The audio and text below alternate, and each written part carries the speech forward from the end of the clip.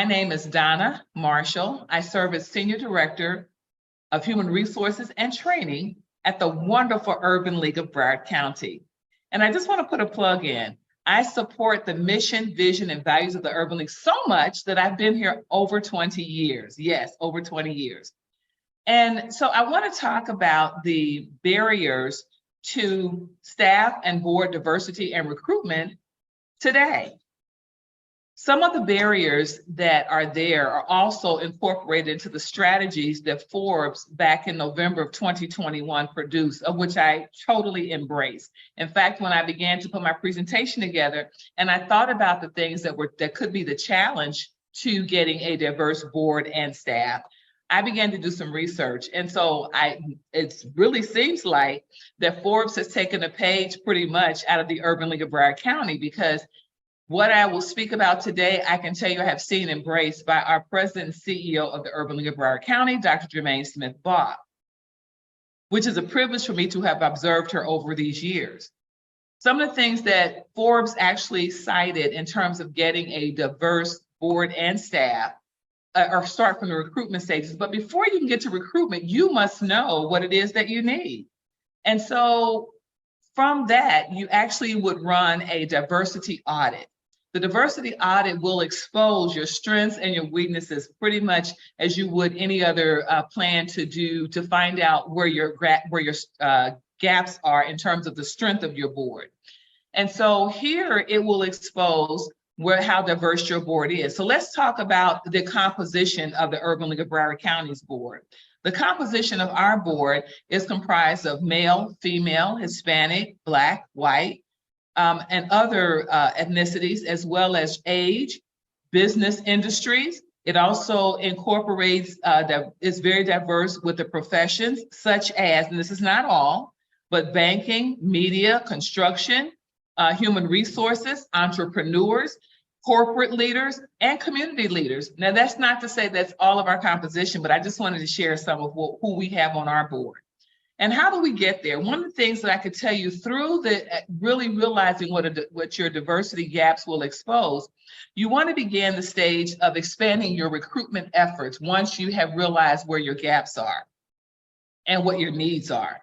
And so I will take another page, from what our president and CEO does, and that she does what I call the courting stage or the dating stage. So she may identify somebody that may be good on the board, but the timing isn't right. So for instance, we have all of the seats filled, yet 2 years out or more, she's looking to see who else could be on the board. So first of all, we have a forward-thinking and a strategic planning CEO.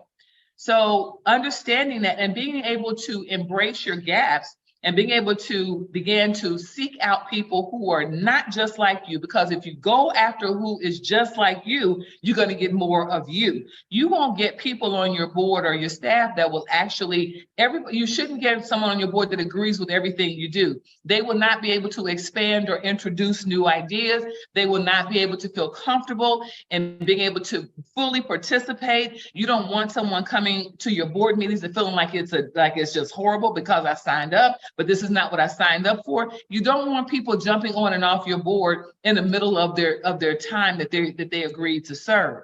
So when you court somebody, you're finding more out about them. It's more than just, hi, how are you doing? My name is.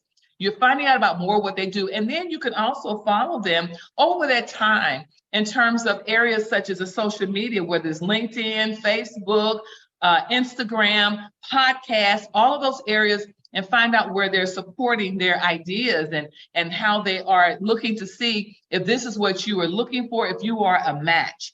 And so during that time, you come to find out this is someone who's on my board. They're not afraid to challenge me in my thinking. They're not afraid to challenge other board members and going a little bit higher and deeper in terms of the depth of their knowledge and their experiences.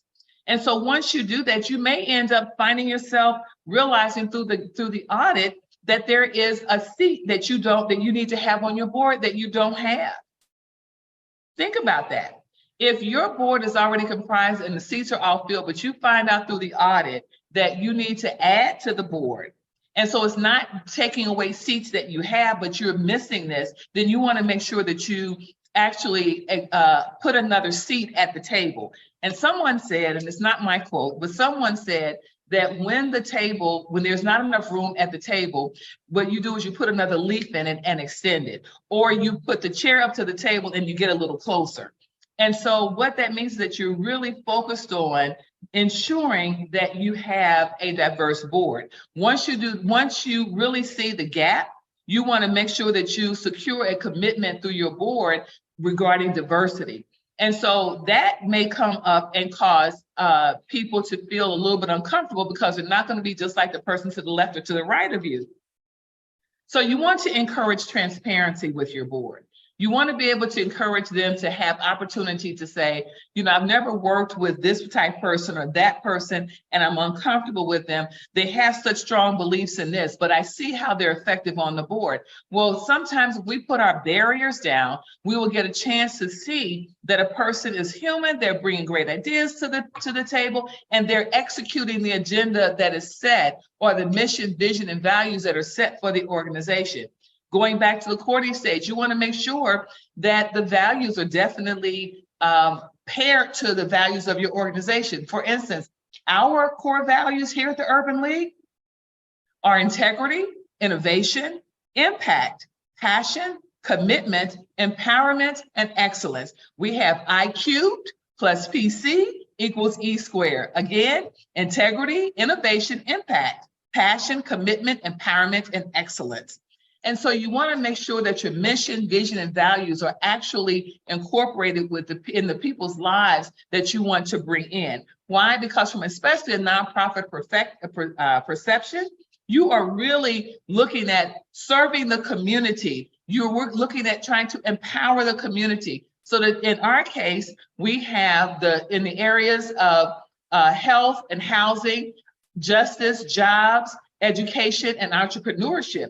Those are our buckets here at the Urban League. Those are our pillars here at the Urban League. And so if the community are in need of these services, we want to make sure that we have a board that embraces those areas, not just our values, but to ensure that you have a board that embraces those 6 pillars. So now let me just say this. When we talk about those 6 pillars, we're literally sharing from the standpoint of looking at our board, and someone shared with me a little nugget, and I'm embracing this as well.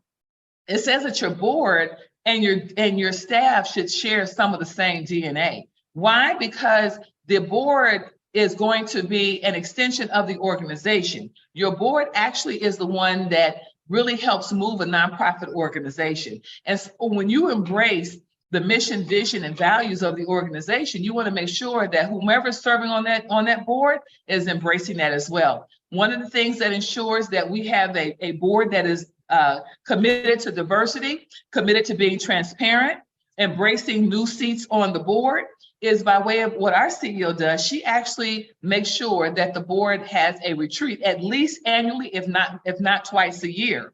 And they come together and they talk about strategies to ensure that we are meeting the vision and the goals and the objectives of the Urban League of Broward County. So also we want to make sure that you must track and measure your progress. Yep, track and measure your progress. How do you do that? You inspect what you expect. So you can court someone, you can get them on the board, but somehow or another, maybe timing isn't quite right. And so what you want to make sure of is that you are investing, that the organization is investing in the board and the board is investing back into the organization. And so when you have those retreats, you strategize about how to execute against the goals for that year, against the objectives of that year. And when you do that, you find yourself making sure that you are meeting your goals that are set for that year or those 2 years.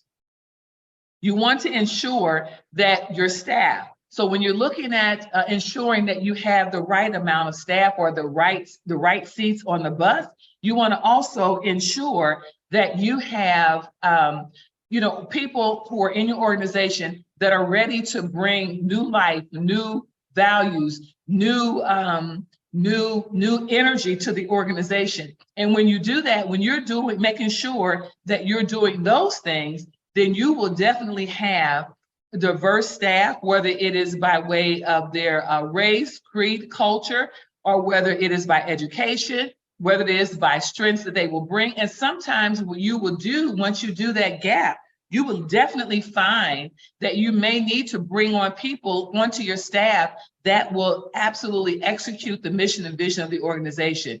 Sometimes it really does help to do that gap, to find out what will help me move the agenda in the area of X, the area of Y. And so when you do those things, I believe that you are moving your organization and that you're moving your organization to a diverse organization, and that you are removing the barriers because you're paying attention to your audit, you're paying attention to your board, you're paying attention to your staff, you're listening attentively, and that you're engaging your staff.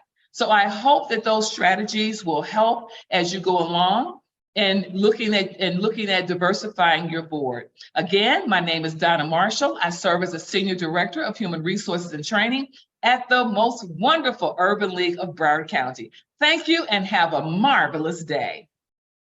Hello, my name is